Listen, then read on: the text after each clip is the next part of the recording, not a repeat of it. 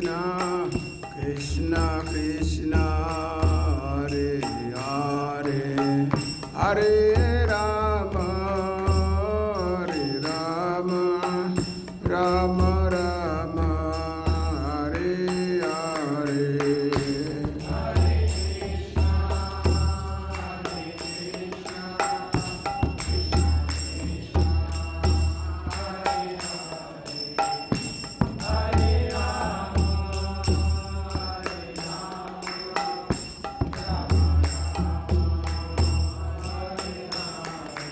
Hare Krishna, Hare Krishna, Krishna Krishna, Hare Hare, Hare Rama, Hare Rama, Rama Rama, Hare Hare.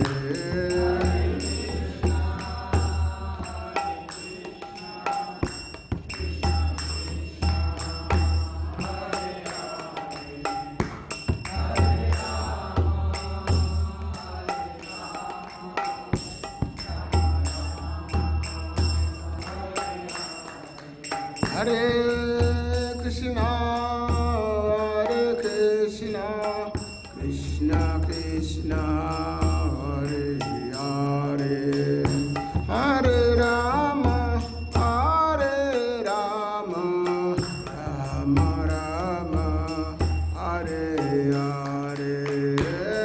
Hare Krishna, Krishna Krishna, Hare Hare,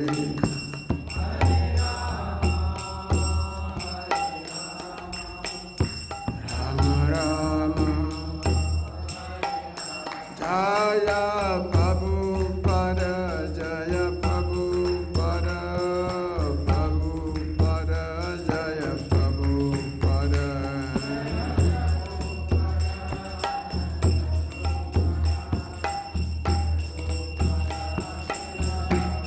Jaya Prabhupada, Jaya Prabhupada, Prabhupada, Jaya Prabhupada.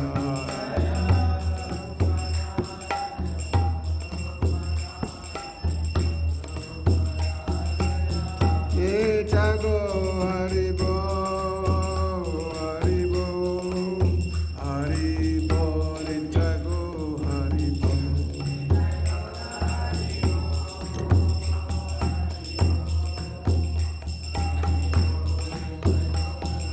Nitago Haribo, Haribo, Haribo, Nitago Haribo.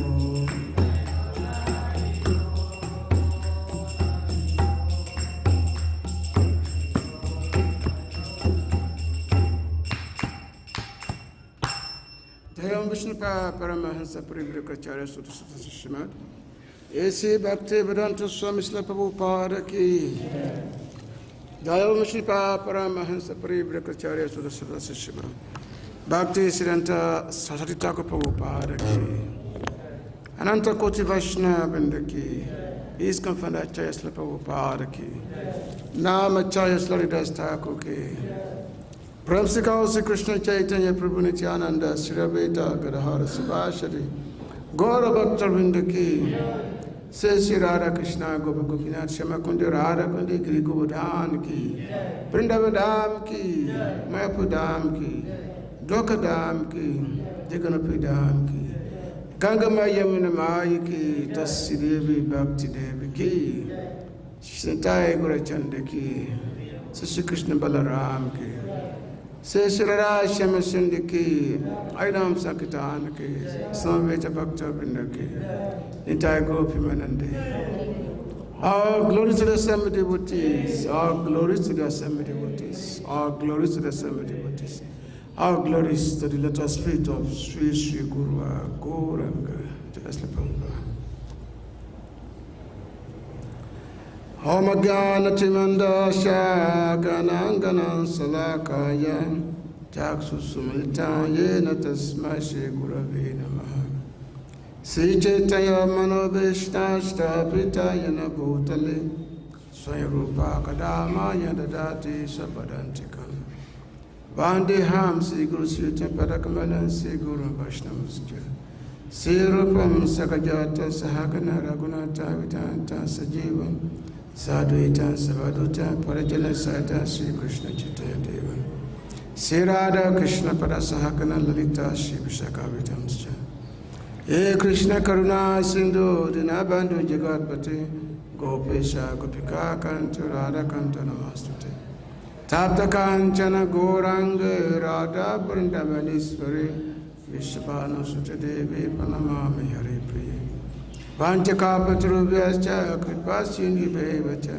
Patitanam Pavanabhebhyo Vaishnavebhyo Namo Namaha Namo Mahavadanyaya Krishna Pivapadayate Krishnaya Krishna Chaitanya Namine Guru Chaitanya Sri Krishna Chaitanya Prabhu Nityananda Sri Advaita Gadara Srivasadi Gaura Bhakta Vrinda Hare Krishna Krishna Krishna Hare Hare Hare Rama Rama Rama Hare Krishna Krishna Krishna Hare Hare Hare Rama Rama Rama Anandadla Maya Vigrayo Himabada Vichavisandarayo Tasma Maha Primrasa Pradayo Chitaya Chandayo Nama Namastute Chitaya Chandayo Nama Namastute. So I thank everyone for being here this evening for the nightly Bhagavad Gita class discourse. So tonight, the chapter is Raja Guhya Yoga, the most confidential knowledge. This is what Lord Krishna is telling Arjuna. Arjuna is Krishna's very dear devotee. So the Lord is explaining the most confidential knowledge. Raja Guhya, Guhya means confidential. Raja Guhya Yoga. Yoga is connection with Krishna. So the Lord is giving explanation here. In the beginning, it said,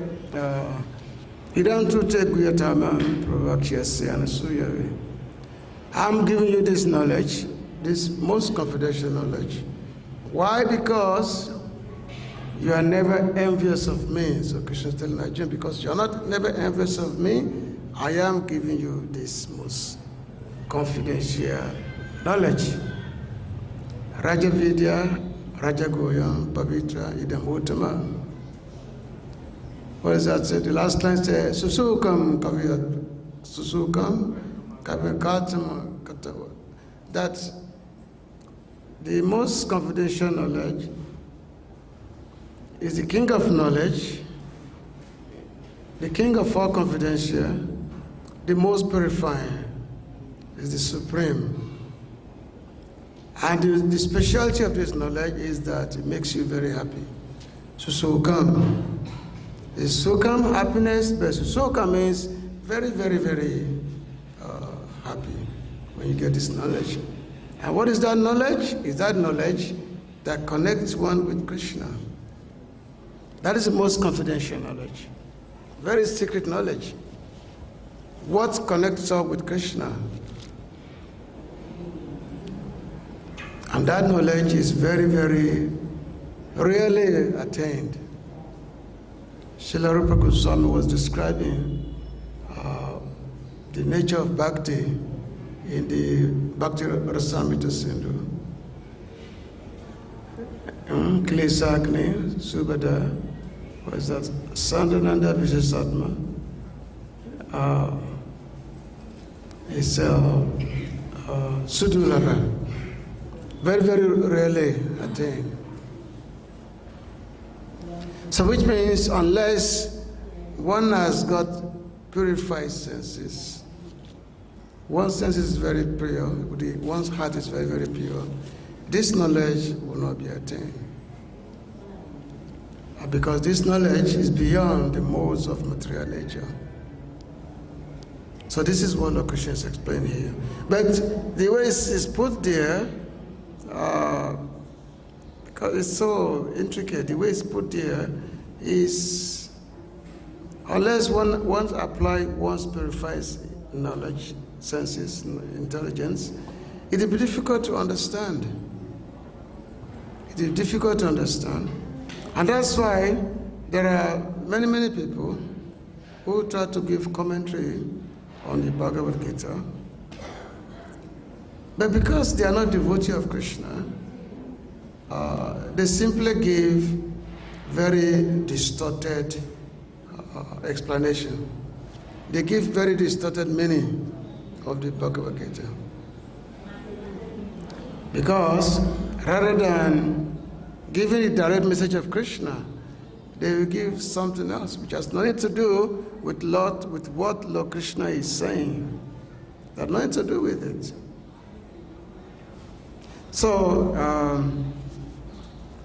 Lord Krishna, in this chapter, he explains his devotees, the nature of his devotees, the nature of bhakti to him. Lord Krishna explains that, and how Lord Krishna reciprocates with different levels of bhakti, different levels of devotee. So how he reciprocates with everyone. So in this particular verse, this is text number 20. So here the Lord is talking about those who are very, very materialistically inclined, who want to enjoy themselves. So the Lord is explaining here in this text number 20. Is it on the board? So we just chant together. Trai-vidyā soma-pāḥ pūta-pāpā yajñair svar-gatiṁ prārthayante te puṇyam āsādya surendra-lokam aśnanti divyān divi deva-bhogān trai-vidyā soma-pāḥ pūta-pāpā yajñair svar-gatiṁ prārthayante te puṇyam āsādya surendra-lokam aśnanti divyān divi deva-bhogān. You can please chant. Trai-vidyā soma-pāḥ pūta-pāpā yajñair svar-gatiṁ prārthayante te puṇyam āsādya surendra-lokam aśnanti divyān divi deva-bhogān trai-vidyā soma-pāḥ pūta-pāpā svar-gatiṁ prārthayante puṇyam āsādya surendra-lokam aśnanti divyān divi deva-bhogān trai-vidyā soma-pāḥ pūta-pāpā yajñair svar-gatiṁ prārthayante puṇyam āsādya surendra-lokam aśnanti divyān divi deva-bhogān. Ladies, messages. Trai-vidyā soma-pāḥ pūta-pāpā Trai-vidyā soma-pāḥ pūta-pāpā yajñair svar-gatiṁ yajñair svar-gatiṁ prārthayante puṇyam āsādya surendra-lokam te puṇyam āsādya surendra-lokam aśnanti divi deva-bhogān. Trai-vidyā, the knowers of the three Vedas, Maham, me, soma-pāḥ, drinkers of soma-juice, puta, purified, pāpāḥ, of sins, yajñair, with sacrifices, iṣṭvā, worshipping, svar-gatiṁ. Passage to heaven, prārthayante, pray for,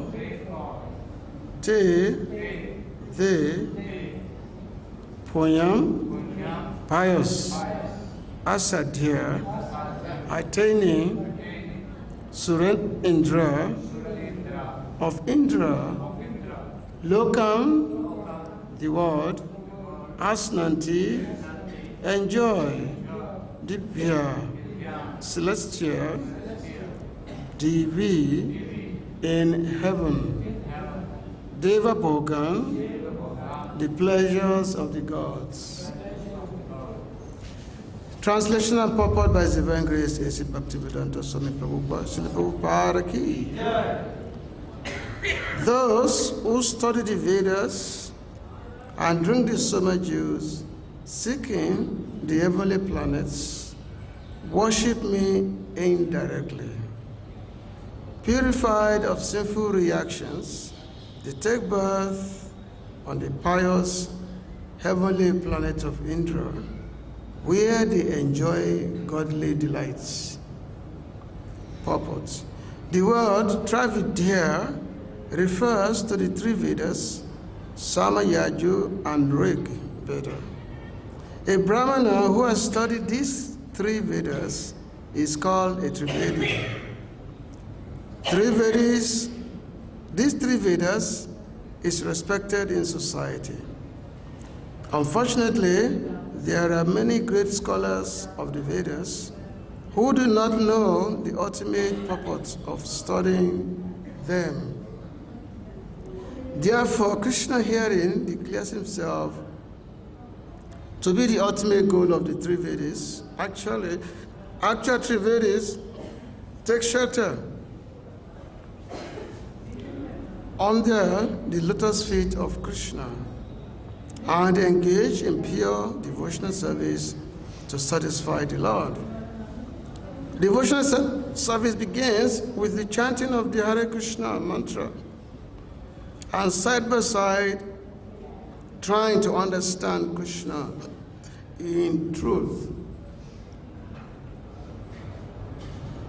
Unfortunately, those who are simply official students of the Vedas become more interested in offering sacrifices to the different demigods like Indra and Chandra. By such endeavor, the worshippers of different demigods are certainly purified of the contamination of the lower qualities of nature and are thereby elevated to the higher planetary systems or heavenly planets known as Mahaloka, Janaloka, Tapoloka, etc. Once situated in those higher planetary systems, one can satisfy his senses hundreds of thousands of times better than on this planet.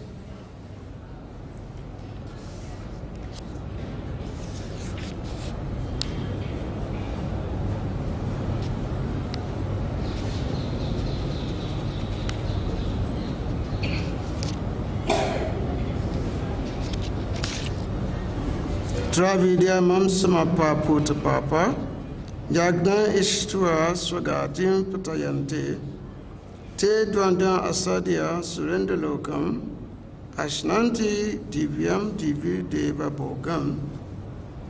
Those who study the Vedas and drink the soma-juice, seeking the heavenly planets, worship me indirectly. Purified of sinful reactions, they take birth on the pious heavenly planets of Indra, where they enjoy godly delights. So Lord Krishna, in this verse and also the next verse, he explains the situation of those who do not engage in pure bhakti and who are simply interested in kamakandya. Kamakandya, performance of which, take you to heavenly planets. But when you go to the heavenly planet, you don't stay there forever. You have to come down. So in both this verse and the next verse, Lord Krishna is explaining. Yeah, you go to heavenly planet, you enjoy for so many thousands of years that you enjoy, but you cannot stay there forever. You go there, and then when your time is up, when your visa run out, you go to heaven, your visa run out, time is up, then you again sent down to this planet. You come down in the form of rain, and then that rain becomes grain, and then you are eaten up by some persons. And then you have to take birth again in this material world. Therefore, pūta-pāpā, like again and again, you go up and then you come down again and again, as Lord Krishna says. So, as I mentioned, the Lord said those who are less intelligent, they are very, very much infatuated by the temporary fruits which are offered by the Vedas. Those who are, the Lord said, those those who have small intelligence, they are very, very much interested in the temporary fruits which promotion to the heavenly planets gives you one. So it mentioned those who are devoted to fruitive activity, as described in the three Vedas, worship me by performing jaga. See, those who are devoted to fruitive activity means you do something, you do something for a return of it. You don't engage in activities if there's no return. For some fruits, everybody wants fruit of their labor. By Krishna Bhakti, devotees do not expect fruit of their labor. Devotees do not expect fruit of their labor in Krishna Bhakti. So therefore, Rupa Goswami said, Anya bilasita sunya gyana kama dhyana pritam. Anokuyana Krishna nusilana bhakti uttama. So he said, Anya, which is no other motive. No other motive. Anya bilasita sunyam. There's no other motive which a devotee desire, no other motive. Either gyan, karma adi, any other thing, anavritam, covered. So when devotees engage in devotional service to Krishna, they simply want to please Lord Krishna. They simply want to serve Krishna. They want to serve Krishna for Krishna's own enjoyment. That's what devotee, that's what bhakti means. Bhakti means one do those things which are very, very pleasing to Krishna. And one do it without any expectation of reward or anything. It's not that I'm doing bhakti so that I can get something. Because the moment we think of a particular result, there is no more bhakti. It's just business. It's not more bhakti. When Dhruva Maharaj,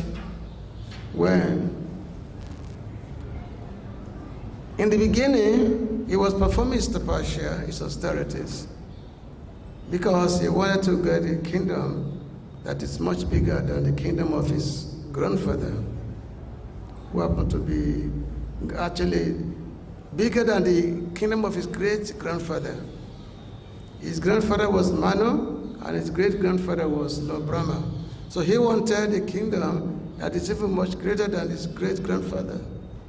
So under the instruction of Narada Muni, he was performing tapasya because his mother told him that, yes, you have this desire. The only person who can grant you this desire, who can fulfill these desires, is not Lord Narayan. He's the only person who can grant you this desire. It's Lord Narayan.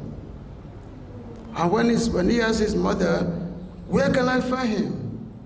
His mother said, all the sages of the past, they all find Narayan in the forest. So you have to go to the forest. And of course, his mother was simply talking because Dhruva Maharaj was a child. He was only 5-year-old. But he took it serious. He said, oh, I can find Narayan in the forest. I'm going to go to the forest. So Dhruva Maharaj, he went to the forest and to search out Narayan, who is the fulfiller of all desires. Bhagavatam says, Akama Savakambova Mokshakamo Dorare Chibrina Bhakti Yogina Yajñair Purusham. Or that, yes, if one has all desires, or no desire, mokshakam, or desire liberation, he should still worship Narayan. Because Narayan fulfill, all your desires. This is what it said. So, Dhruva Maharaj, his mother gave him a hint that yes, only Narayan can fulfill this desire. So Narayan is found in the forest. So Dhruva Maharaj, he took it serious. He said, okay, I'm going to go to the forest. The word Dhruva means determination, to be very determined. He said, I'm going to go to the forest and search out Narayan. So he went to the forest. And on his way to the forest, he met Narada Muni. Narada Muni asked him that, my dear boy, where are you going? Where are you going, my dear boy? Dhruva said, I'm going to the forest to search out for Narayan. Because I have this big desire, and only Narayan can fulfill my desire, so therefore, I am going to the forest to search this desire, to search out. So Narada Muni said, look, my dear boy, hey, you're a young child, and especially a prince, for that matter, and boy like you, they should be playing toys, they should be playing with toys in the palace. They should be playing with toys. Forest is not a place for, especially for a small boy like you. So many wild animals, many things, inconvenience. How are you going to go to the forest? But Dhruva was very determined. He said, no, I must go to the forest. If you can help me how to do that, otherwise I am going to the forest. So when Narada Muni saw that Dhruva was very determined, so he gave him instruction on how to execute the austerity to search out for Narayan. He gave him initiation. That's okay, just chant Om Narayana Namaha. If you do this, then you will see Narayan. That should be our goal in devotional service, how we can come face to face with Krishna. By the performance of our sadhana, how we can eventually attain the goal of life.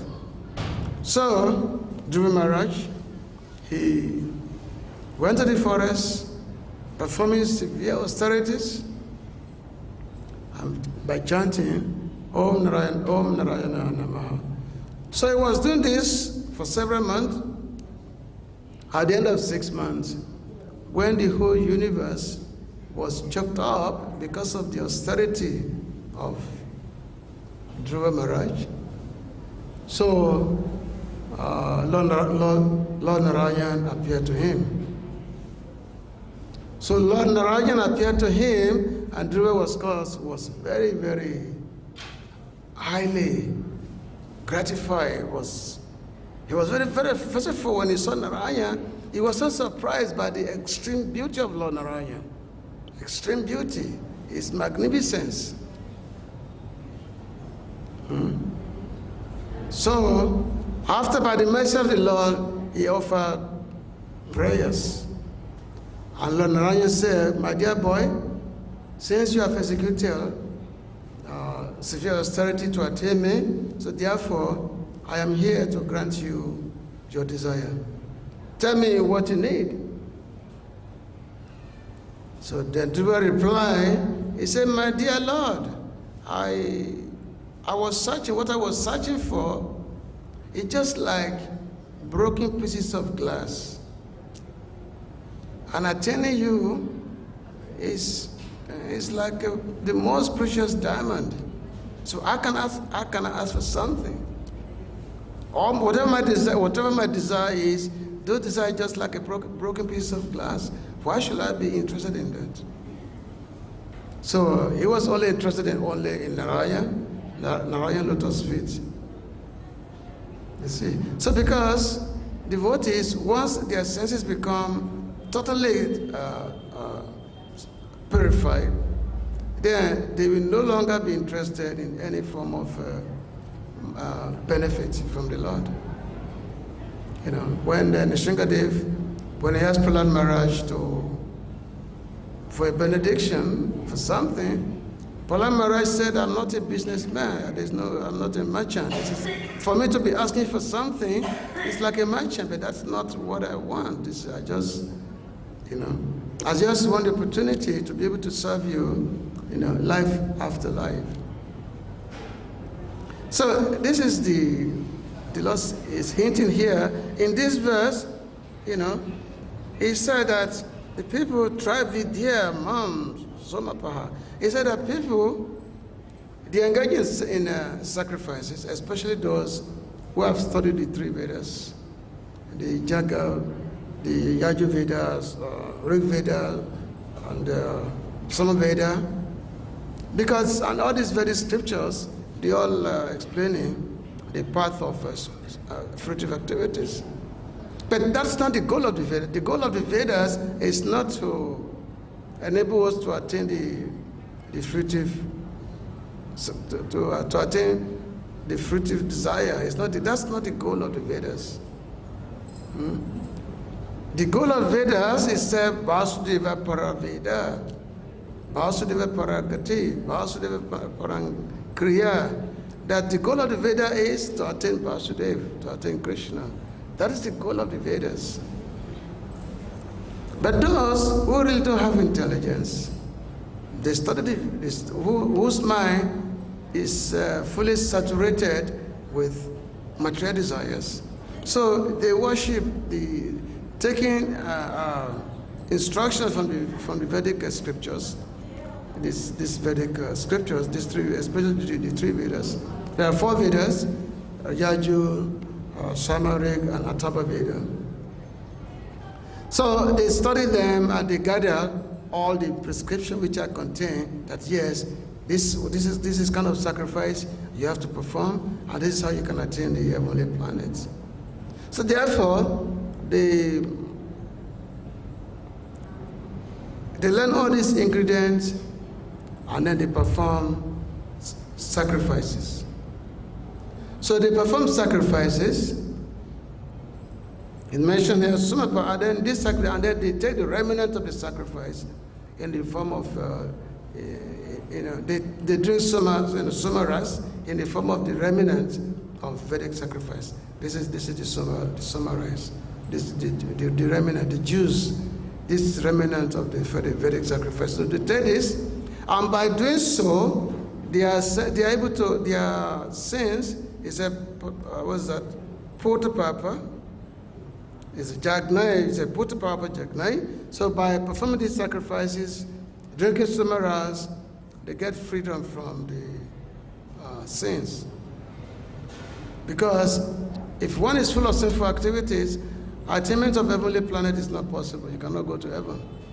Only those, because divyān, the transcendental realm, the divyān, the devas are the suras, the devas, they are totally purified person. They are the one. The Lord is their refuge. So one cannot go to the heavenly planet if one is sinful. It's not possible. So therefore, those want to become purified of their sins through the performance of sacrifices, their senses become purified, and then they pray to demigods like Indra or Chandra. They pray to these demigods that yes, They want to go to the heavenly planets. And then, so by praying to the demigods, I said, te puṇyam āsādya surendra-lokam, aśnanti divyān, divi, deva-bhogān. So they attain the heavenly planet. This they attain. Now, it's mentioned here that because the Vedic mantras, they actually indicate Lord Krishna alone. There are so many mantras is there in the Vedas. Actually all the Vedic scriptures, Rik, Shama, Yajñair, they are full of mantras. Many of these mantras, they apparently indicating different demigods. Indra, Chandra, Surya, Agni, different mantras indicating, it's like referencing different demigods. But however, the intention of the Vedic scriptures is not to call on these particular demigods.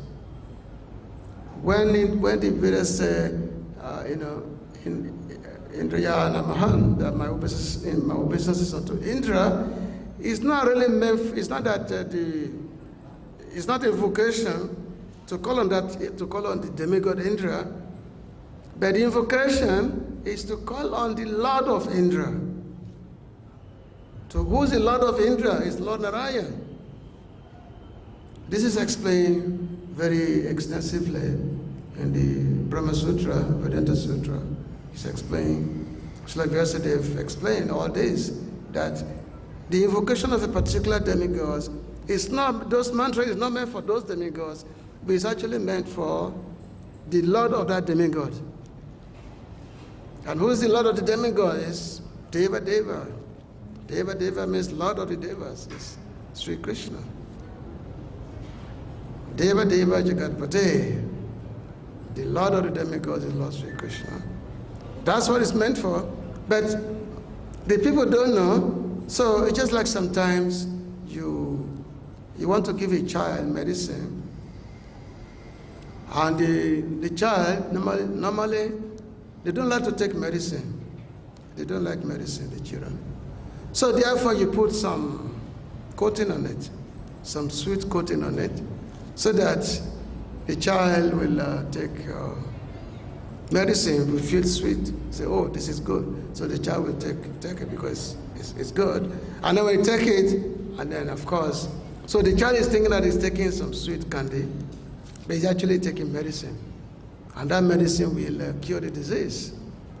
So similarly, when people call on particular demigods, they are thinking that they are invoking that particular demigod so that the demigods can give them particular benefits. Just like in the Bhagavatam 2nd canto, Shukari Goswami is explaining that how if one has a particular desire, one should worship this demigod, that demigod, Ashwin Kumara, different demigods is there. They won't have particular desires. But the Lord says the worship of demigods is actually meant for me alone. The worship of demigods is actually meant for me, but it is done without understanding. One is actually worshiping the Lord directly, but indirectly worshiping the Lord, indirectly. This is explaining this in the text we are reading today, the purport. That it's actually indirect worship of the Lord through the worship of different demigods. Because demigods, they cannot directly grant the desire. They only give a particular desire by taking the permission from the Lord. Just like a minister who is coming to give one a particular money for something, the minister does not have the sole authority to grant any particular wish of the people. The demigod has to go to the prime minister or the prime minister or the president and get the sanction, and get the required fund by which to give to the particular constituent. It's not that the minister has his own independent desire. So the demigod do not have their own independent authority to grant one any wish. It's all done after they get the permission from the Lord. So therefore, that's what the Lord is saying in the Gita. He said that whatever sacrifice that one may perform, they actually meant for me alone. However, they are done without understanding, you can see. So actually the Lord is very merciful to us. Because after all, we find ourselves in this material world, and we are not supposed to be here. We're supposed to be in a different realm. We're not supposed to be in this material world, but somehow we are here. So the Lord is very, very merciful. So He wants us to get out, because this world is full of misery. There's no amount of happiness in this material world. The so-called happiness is just the seed of future distress. That is the fundamental nature of the material world. It's a place of perpetual distress. It's a place of misery. And no one in this material world is happy. Who is happy in this material world? Only the Paramahansa devotees. The Paramahansa Vaishnava, they are the only one who is happy in this material world. Nobody else is happy.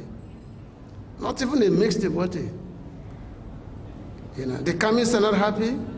The impersonalists, liberationists, they are not happy. And also, a mixed devotee is not happy. A devotee is simply struggling with his senses, trying to determine what he should do. Should he surrender fully? Or should he go home for some time? Never happy. So only person who is happy in this world is the Paramahansa devotee, the Atmaram, the Paramahansa. And of course, we can say that a foolish person can say to be happy, because a foolish person doesn't know the difference between right and wrong. We can say that, but that's not real happiness. So the Lord does not want living entities who are simply immersed in the miserable nature of this material world to be here. But at the same time, the living entities, they are full of, they don't want to go. They are full of desire, they don't want to live. Just like one time, Indra, he committed some offenses to his guru. He committed offenses to his guru, and the guru told him, you become a pig. You become a pig. So Indra became a pig. Just like here in Vrindavan, there are so many pigs here in Vrindavan. And their food is stool. So Indra became a pig, and being a pig, he developed consciousness of the pig. Consciousness become fully. Now his nature become pig nature, pig. He has his wife, he has his children, his pig wife, his children, wife, everything he has. And then their food is stool. So happy eating stool. So, this is nice. So it so happened that Lord Brahma, because Lord Brahma feels that there is a vacancy in the heavenly planet, and the heavenly planet is, if there's a vacancy in the heavenly planet, it's not good for the three worlds. So Lord Brahma became compassionate, and he wanted to bring back Indra back to the heaven. So Lord Brahma came down and told Indra, called out to Indra. He said, hey Indra, come on, let's go back to the heavenly planets. Let's go back. But Indra will not listen. He will not listen to the call of Indra, because he's very happy. He has his wife, his children, he has the food, the stool to eat. He will not listen. So absorbed in that, oh, this is nice. Different type of stool to eat. A feeling so happiness. So even though Lord Brahma was calling him again and again, still Indra would not listen. So Lord Brahma said, oh, because this guy is very, very attached to his wife and children. So he's very, very attached to his children, because that's the nature of the material world. Everyone is very, very attached. Rag, the attachment is there. That everyone has the material world, attachment to the family, to the friends, and all that. So Lord Brahma, let me do something. So Lord Brahma, he killed all the children of Indra. He killed all his children. So when Lord Brahma killed his children, Indra became angry. He said, what is this? Who has killed all my children? Who has killed all my children? And then he looked out. He saw this big man. He tried to rush towards him, which is Lord Brahma. He tried, but he could not, because Lord Brahma is so big. So he was simply lamenting, oh, my children is there. My children are dead. What to do? What? Anyway, he said, okay, I'm just going to produce another children. After all, he still has his wife. He said, I'm just going to produce another children. So again, Lord Brahma called him that, Indra, come out. Come with me. Let's go back to the heavenly planets. Still, Indra will not listen, because he has got his wife. So Lord Brahma said, well, this fellow is still very attached to his wife. So Lord Brahma killed his wife.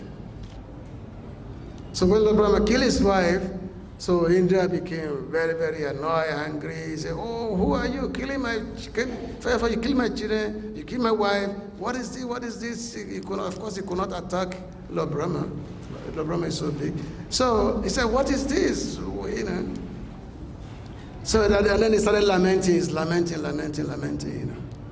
So and then Lord Brahma called him again. He said, hey, Indra, come to the heaven. You belong to the heavenly planet. You don't belong here. So because all his attachment has been taken away, his children that died, his wife is dead. And then he started listening to to Brahma. He said, what do you mean, heavenly planet? Where is that? But Brahma said, that is that place. That's a wonderful place.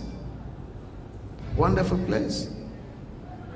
And Indra said, it means a wonderful place. If I come with you, is my wife there? Can I see my wife? Lord Brahma said, look, your wife is Sachi, the most beautiful woman in creation. And then Indra again asked Brahmaji that, will I have stool to eat there? Stool? You know. Lord Brahma is saying, the very heavenly planet, you have so much juice, so much rice, and all that. So, anyway, because of so much attachment, sometimes we don't listen to spiritual message. But that's where sometimes the difficulty is created.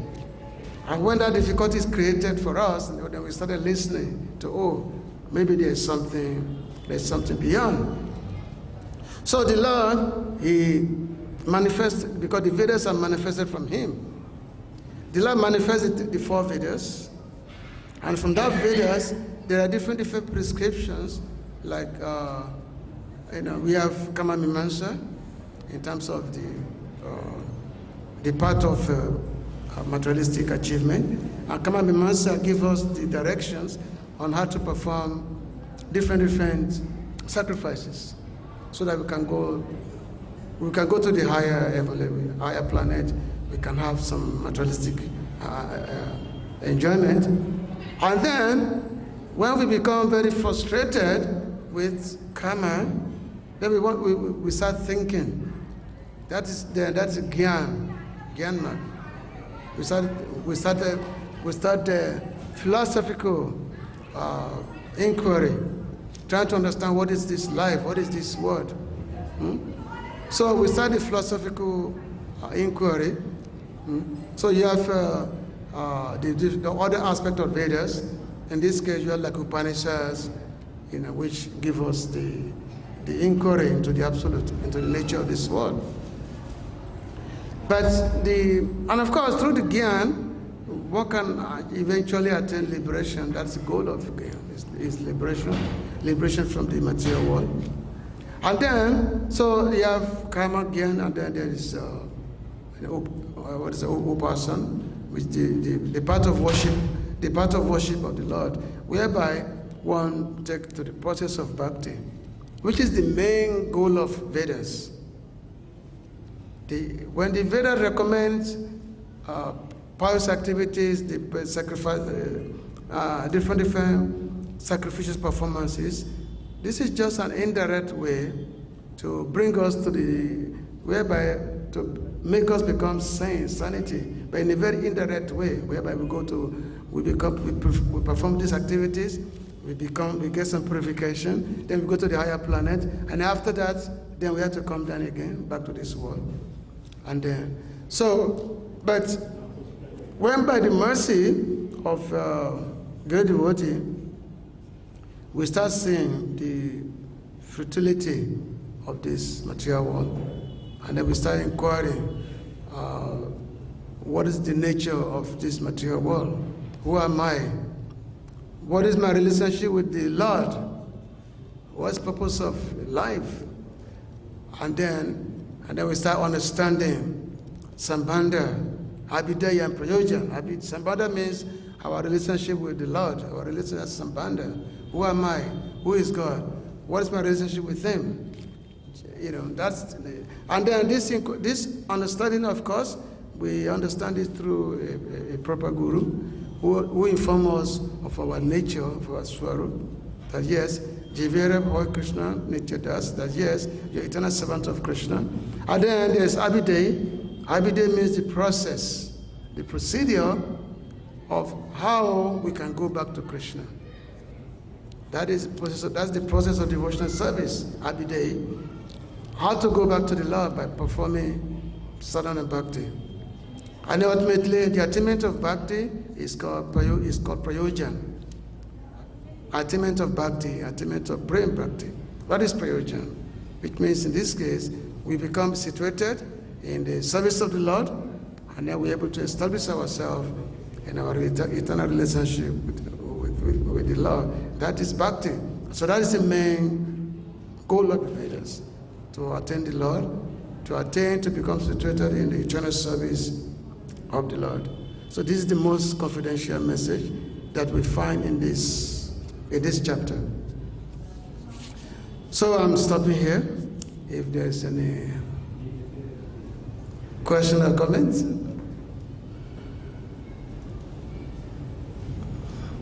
So Lord Krishna is speaking here. Anybody want to ask something, some question? No question. People don't like to ask questions here. Okay, thank you very much for listening. Come tomorrow, another person is going to be giving class. Srila Prabhupada ki Jai, Hare Krishna. Krishna Balaram ki Jai. Hare Bol.